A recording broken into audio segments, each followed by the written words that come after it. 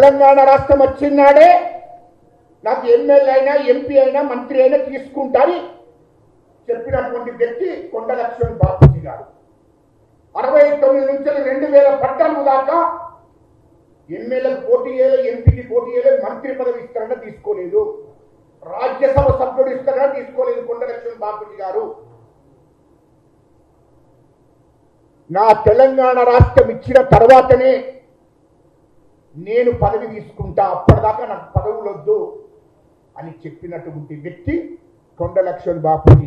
అదే లక్ష్యంతో తెలంగాణ కోసం కొండ లక్ష్మణ్ బాపూజీ గారు ఆయన చనిపోయేదాకా పనిచేసిన వ్యక్తి కొండ లక్ష్మణ్ బాపూజీ గారు.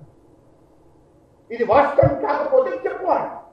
హరీష్ రావు, కేటీఆర్ మిమ్మల్ని అడుగుతున్నాను.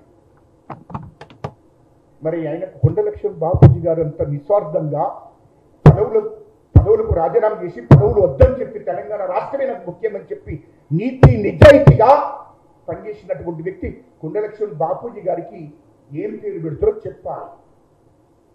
నేను ముఖ్యమంత్రికి అడుగుతున్నా డైరెక్ట్గా.